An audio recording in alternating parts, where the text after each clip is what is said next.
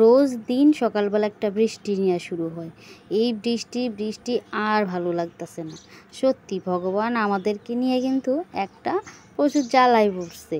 যদি বেশি গরম হয় কই একটু বৃষ্টি দাও, আর যদি প্রচুর বৃষ্টি হয় কই এবার আর বৃষ্টি না, একটু রৌদ্র দাও। তো বাইরের কাজটি ঠিকঠাকভাবে করতে পারি না। তো তার লাইগা যেমন ঘরের রান্নার বাসন বা বাইরে যে কাপড় চোপড় ধোয়া অনেক কিছু কিন্তু জমা রয়েছে, এইগুলো কিন্তু একদমই করতে পারি না।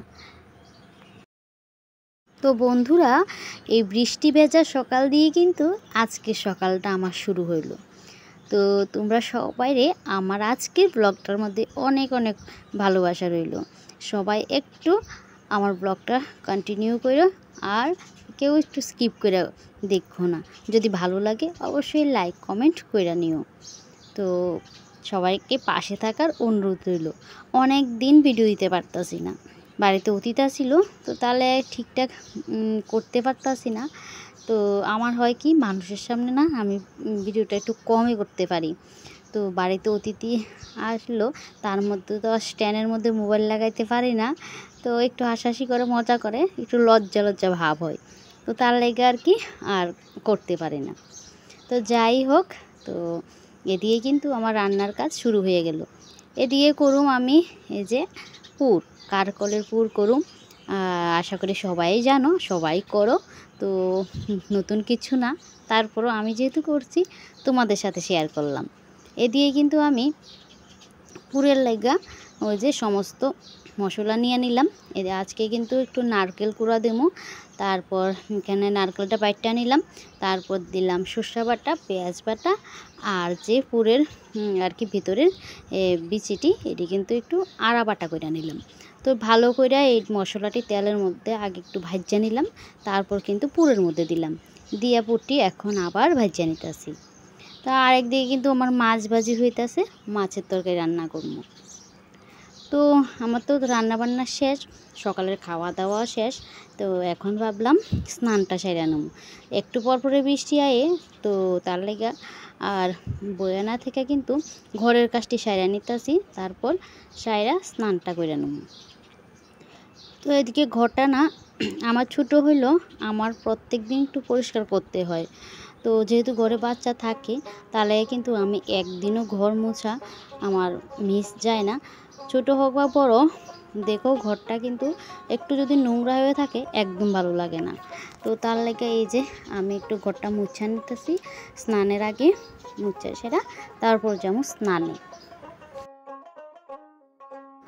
আমার বেশ কিছুদিন আগের একটা ব্লগের মধ্যে কিছু দাদাভাই আর দিদিভাইরা কিন্তু কমেন্ট করলা যে আমার যদি সাবস্ক্রাইবার 500 পূর্ণ হয়, তাহলে তার মধ্যে আমি যেন একটা চ্যালেঞ্জ রাখি। তো 500 পূর্ণ হলে একটা চ্যালেঞ্জ করার লেগে কইছো। তো কি চ্যালেঞ্জ আমি কিন্তু সেটা জানি না, আর তোমরা আমার আর যে ভিডিওর মাধ্যমে বললাও না। যদি কেউ ভিডিওটা দেখা থাকো অবশ্যই জানাইও যে তোমরা আমার কিসের চ্যালেঞ্জের কথা জানাইলা। তা আর যারা 500-র উপরে সাবস্ক্রাইবার আছো তারা যদি দেখো ব্লগটা, তাহলে জানাও তো যে এরকম কি কোনো চ্যালেঞ্জ থাকে, বা এরকম কোনো চ্যালেঞ্জ তোমরা নিয়েছিলা যে এরকম করতে হয়। তো দাদা ভাই বা দিদিভাইরা যারা আমার এই কথাটা জানাইছে, তো আমি তো আর জানতে পারলাম না যে কিসের জন্য তারা এই কথাটা বলল, আর কোনো ব্লগে তাদের কমেন্টও দেখতে পারলাম না, তার লাইগা জানি না এটা কোনো ইউটিউবের নতুন নতুন কোনো নিয়ম নাকি, সেটাও আমি জানি না। তো আমার যেসব পুরাতন বন্ধুরা আছে, তো তাদেরকে তো দেখলাম না, বা আমার কিছু বন্ধু বান্ধবীও আছে যারা আমার স্কুলের, তারাও কিন্তু ইউটিউব প্ল্যাটফর্মে আছে। তো তাদের কেউ এই কাজটা করতে কোনো দিনও শুনলাম না আর কি। তো আজকে ফার্স্ট এই আমার ভিডিওতে এই চ্যালেঞ্জের কথাটা শুনলাম। তো সেটা অবশ্য আমি জানি না, তো সেটাই তোমাদের সাথে শেয়ার করতেছি। বন্ধুরা যদি জানি না থাকো অবশ্যই আমারে জানায়ও সেটা কি, বা তোমরা কেউ করছো নি না কি আসল বিষয় আমি কিচ্ছুই জানি না। এদিকে আমার তোমাদের সাথে কথা কইতে কইতে কিন্তু কাজটি হয়ে গেল গা, ওই যে ঘর মোছা হয়ে গেল গা। তারপর কিন্তু এদিকে একটু ভিডিও করে নিলাম যে আমি ঘরটর গুছিয়ে নিয়েছি। তো আমার ছোট্ট মোট্ট ঘর আর সেটাই তোমাদের সাথে শেয়ার করতেছি।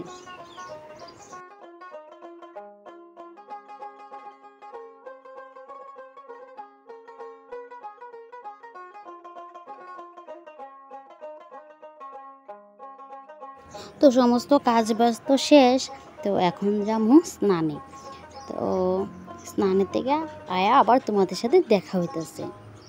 তো এইদিকে আয়া ফেলাম স্নান সেরা, এখন আমার সিঁদুর বড় কমপ্লিট হয়ে গেল গা। তো আজকের ব্লগটা এতটুক, টাটা।